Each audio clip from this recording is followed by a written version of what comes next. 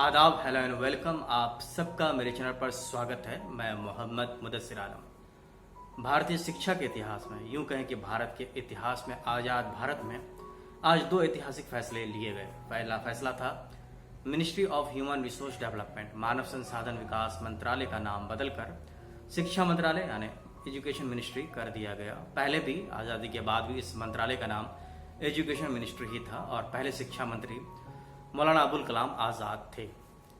दूसरा फैसला लिया गया न्यू एजुकेशन पॉलिसी यानी नई शिक्षा नीति लागू की गई है 2020 में, जिसे कैबिनेट से मंजूरी मिल गई है। इस संबंध में इसकी जानकारी सूचना एवं प्रसारण मंत्री श्री प्रकाश जावड़ेकर ने एक प्रेस कॉन्फ्रेंस कर आज दी। उनके साथ एजुकेशन मिनिस्टर यानी मानव संसाधन विकास मंत्री रमेश पोखरियाल मौजूद थे। आगे वीडियो में मैं आपके साथ सारी बातें साझा करूंगा कि क्या क्या हाइलाइट्स हैं इस नई शिक्षा नीति में। आपको ये बताता चलूँ सरसरी तौर पर कि बहुत सारी चीज़ें बदल जाएंगी। अब 5 लेवल तक की क्लास यानी स्कूल लेवल की पढ़ाई का जो पैटर्न है वो बदल जाएगा। 5 क्लास तक का पैटर्न कुछ और है। 5 क्लास तक आपको किसी रीजनल लैंग्वेज के साथ पढ़ना है। आप अगर हरियाणा से हैं तो हरियाणवी लैंग्वेज में पढ़ना होगा, राजस्थान में है तो राजस्थानी लैंग्वेज आपको पढ़ना होगा, आप बंगाल में है तो बंगाली पढ़नी पड़ेगी। साथ ही साथ अब 10th यानी बोर्ड का एग्ज़ाम नहीं होगा। 9, 10, 11, 12 ये एक पैटर्न है, इस तरह से आपको पढ़ाया जाएगा। यानी 12th का एग्जाम होगा, 8th के बाद सीधे 12th में आपको एग्जाम देना है, बोर्ड का एग्जाम देना है। साथ ही साथ हायर एजुकेशन में भी कुछ बदलाव आया है। अब ग्रेजुएशन के 2 ऑप्शन होंगे, 3 साल और 4 साल। अगर आप चाहें तो 3 साल के बाद ग्रेजुएशन की डिग्री लेकर आप पढ़ाई को रोक सकते हैं। वहीं अगर आप 1 साल और पढ़ेंगे तो आपको पीजी की डिग्री मिल जाएगी। यानी आप पीजी में 2 साल आपको अलग से नहीं देना पड़ेगा, 4 साल में ही आप ग्रेजुएशन प्लस पीजी कर सकते हैं। आगे स्लाइड्स के माध्यम से मैं नई शिक्षा पॉलिसी, न्यू एजुकेशन पॉलिसी के हाइलाइट्स को आपके साथ शेयर करूंगा। उन स्लाइड्स को पॉज कर आप आराम से देख सकते हैं, पढ़ सकते हैं। साथ ही साथ मैं प्रेस कॉन्फ्रेंस, जो उसके बाद जो प्रेस कॉन्फ्रेंस आयोजित की गई थी सेक्रेटरी के द्वारा, मंत्रालय के सेक्रेटरी के द्वारा, अमित खड़े के द्वारा, वो भी आपके साथ में साझा करूंगा। तो आगे आप वीडियो को ध्यान से देखिए। आपसे विदा लेने से पहले आपसे रिक्वेस्ट है कि इस वीडियो को लाइक कीजिए, दूसरों से ज़्यादा शेयर कीजिए, चैनल को सब्सक्राइब कीजिए अगर आपने सब्सक्राइब नहीं किया है। साथ ही साथ बेल के आइकन को जरूर दबाइए ताकि कोई नया वीडियो मैं अपलोड करूं तो उसकी जानकारी आपको सही समय पर मिल जाए। और हाँ, अगर आपके कोई भी सवाल हो, कोई भी कमेंट हो तो आप नीचे कमेंट बॉक्स में लिख सकते हैं। बहुत बहुत शुक्रिया। तो आगे आप देखिए कि क्या क्या है नई शिक्षा नीति, न्यू एजुकेशन पॉलिसी 2020 में।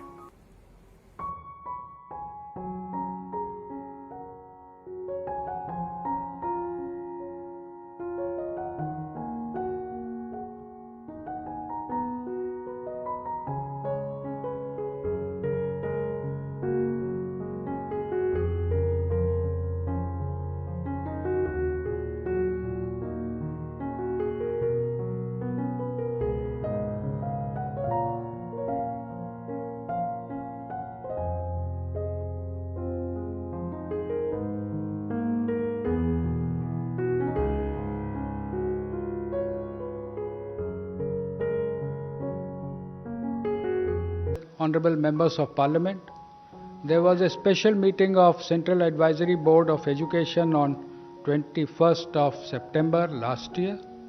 There was also a special meeting, Parliamentary Standing Committee on Human Resources had taken a special meeting on 7th of November.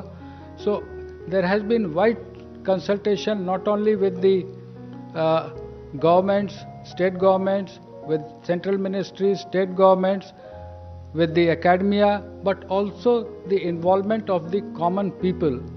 लोगों से राय ली गई कि आप अपनी शिक्षा नीति में क्या देखना चाहते हैं, और इसके आधार पे जो शिक्षा नीति और उसके बड़े रिफॉर्म्स हैं, उसमें उच्च शिक्षा में हम 2035 तक 50% GER ग्रॉस एनरोलमेंट रेशियो तक पहुंचेंगे और उसके लिए होलिस्टिक एजुकेशन की नई व्यवस्था लाई जा रही है, जिसका सबसे बड़ा अंग है multiple entry and exit.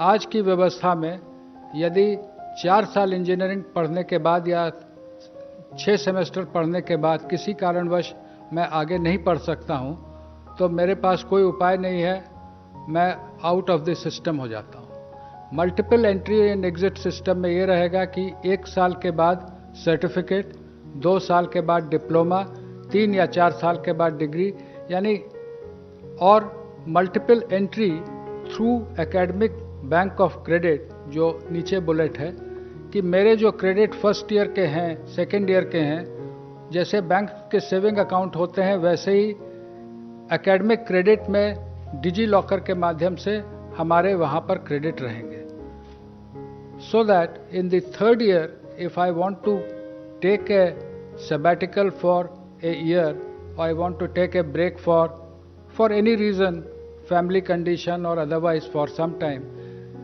and I return after a fixed period, within a fixed period of which will be prescribed by the new Higher Education Commission. If I come back to the education system, I will not be asked to repeat the first and second year. My credits are already there in the academic credit bank. I will utilize those credits for my further education. इसमें ये भी व्यवस्था रहेगी multiple entry और exit में कि जो लोग 4 साल का डिग्री प्रोग्राम करेंगे, जो आगे रिसर्च में जाना चाहते हैं उनके लिए अलग व्यवस्था 4 साल डिग्री प्रोग्राम, जो नौकरी में जाना चाहते हैं जैसे हम लोग यहाँ पर हैं तो हम लोग 3 साल के डिग्री प्रोग्राम यथावत पूर्व की भांति रहेंगे, लेकिन 4 year degree programme with 1 year MA and direct no MPhil, they can go to PhD. एक और व्यवस्था जो इसमें की गई है वो ये है कि ये सारे प्रोग्राम जो होंगे ये मल्टी डिसिप्लिनरी होंगे।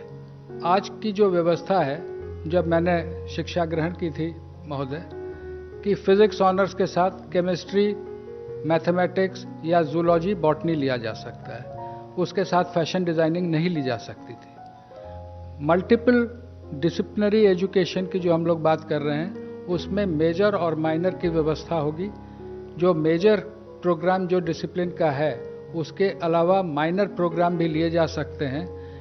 इसका फ़ायदा ये होगा, 2 फायदे इस पूरे सिस्टम के, कि आर्थिक या अन्य कारण से जो लोग ड्रॉप आउट हो जाते हैं वो वापस सिस्टम में आ सकते हैं बिना अपना समय गंवाए हुए। दूसरा कि जो अलग अलग विषयों में रुचि रखते हैं, बहुत से फिजिसिस्ट होते हैं जो कि म्यूज़िक में रुचि रखते हैं, लेकिन उसके लिए फॉर्मल उनको कोई व्यवस्था नहीं रहती है। नई व्यवस्था में मेजर और माइनर्स के माध्यम से ये व्यवस्था रहेगी कि व्यक्ति मल्टी डिसिप्लिनरी, वेल राउंडेड, अपने इंटरेस्ट के हिसाब से इंजीनियरिंग और म्यूज़िक अगर सीखना चाहता है, अगर वहाँ संस्थानों को मल्टी डिसिप्लिनरी बनाया जाएगा, यूनिवर्सिटीज़ को मल्टी डिसिप्लिनरी बनाया जाएगा, वहाँ वो शिक्षा ले सकता है। Next please. Graded autonomy of autonomous colleges, ये आप में से प्रायः बहुत लोग अवगत होंगे कि हमारे देश में लगभग 45,000 कॉलेजेस हैं जिनको हम संबद्धता प्राप्त एफिलिएटेड कॉलेजेस कहते हैं। किसी किसी विश्वविद्यालय में तो इनकी संख्या 800 तक पहुंच गई, जिसके कारण न केवल गुणवत्ता में गिरावट आती है बल्कि विश्वविद्यालय परीक्षा केंद्र ही बने रहते हैं, लगातार वहां परीक्षा चलती रहती है। ग्रेडेड ऑटोनॉमी की व्यवस्था ये होगी कि उनके एक्रेडिटेशन स्टेटस के आधार पर A+, A, B, उनको अलग अलग एडमिनिस्ट्रेटिव और एकेडमिक ऑटोनॉमी और फाइनेंशियल ऑटोनॉमी कॉलेजेस को दी जाएगी। जो A+ हैं वो ज़्यादा ऑटोनॉमी पाएंगे, A वाले उससे कम, और B ग्रेड में जो रहेंगे उनको कहा जाएगा कि आप अपने आप में सुधार लाएं, तब आपको आगे इसमें व्यवस्था की जाएगी। नेशनल मिशन ऑन मेंटरिंग, जिसमें जो हमारी फैकल्टी है उसके उन्नयन और जो हमारे छात्र हैं उनको अच्छे मेंटर मिले, उनके एलुमनाई से, उनके टीचर से, इसकी व्यवस्था रहेगी। आज के दिन में as of today we have UGC, AICTE and national council for teacher education. They will be single regulator for higher education. एक रेगुलेटर रहेगा जो कि सारे एजुकेशन, हायर एजुकेशन को एक ही रेगुलेटर देखेगा। उसमें अलग अलग एक्रेडिटेशन के लिए, अप्रूवल्स के लिए, फाइनेंसिंग के लिए अलग अलग वर्टिकल रहेंगे, लेकिन एक रेगुलेटर रहेगा और वो regulator self disclosure based, online self disclosure based transparent system पे काम करेगा। हर चीज़ के लिए बार बार इंस्पेक्शन टीम बना के भेजने की जो वर्तमान व्यवस्था है उसके जगह सेल्फ डिस्क्लोजर बेस्ड व्यवस्था लाई जाएगी।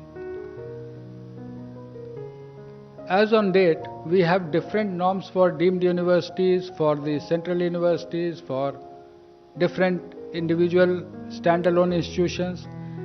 The new policy says that for reasons of quality, norms will be same and not as per the ownership. चाहे वो डीम्ड यूनिवर्सिटी हो या केंद्रीय विश्वविद्यालय हो या राज्य विश्वविद्यालय हो, शिक्षा के जो स्टैंडर्ड्स होंगे वो सबके लिए कॉमन होंगे।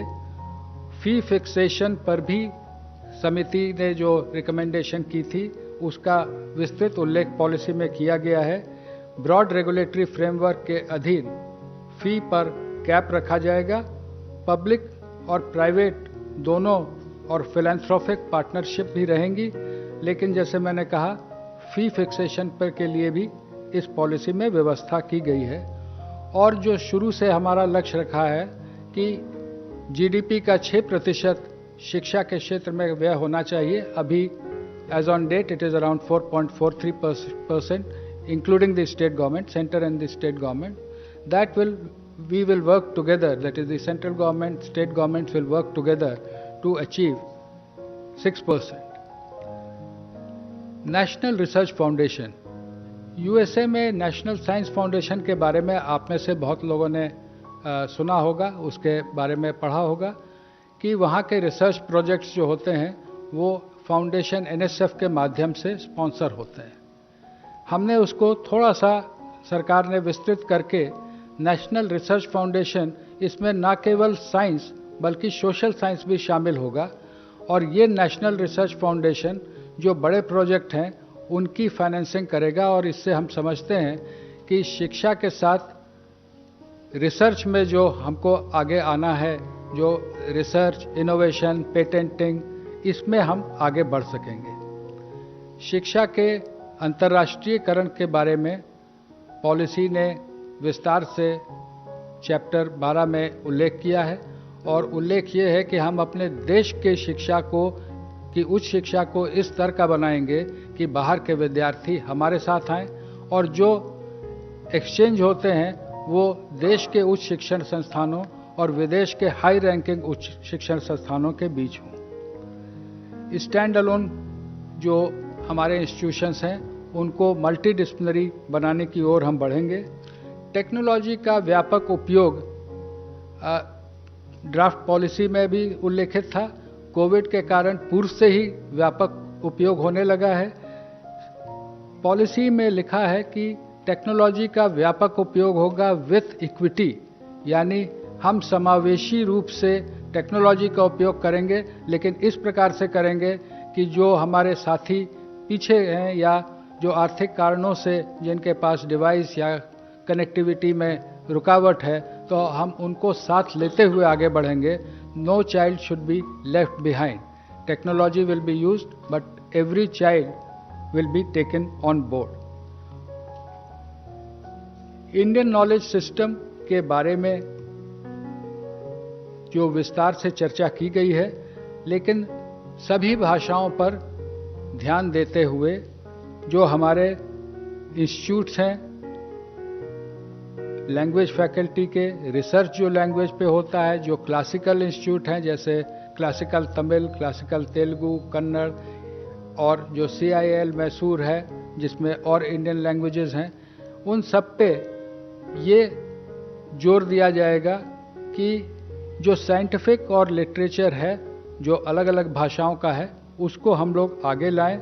और ट्रेडिशनल आर्ट्स, जो आर्ट्स यानी कि उसमें क्राफ्ट्स भी सम्मिलित हैं, लोक विद्या जिसको हम कह सकते हैं, जो पीछे कई बार हम लोग मॉडर्नाइज होने के लिए आगे बढ़ते हैं लेकिन जो हमारे लोक विद्याएं छूट जाती हैं उनको भी हम आगे ले जाएंगे। और टेक्नोलॉजी का जैसे मैंने आपसे उल्लेख किया, यूज़ ऑफ टेक्नोलॉजी, इसमें 4 मुख्य हैं। शिक्षा की जो योजना बनेगी, education planning, teaching, learning and assessment, जो समस्याएं आज देखने को आ रही हैं विशेषकर असेसमेंट में, एग्ज़ाम्स के बारे में।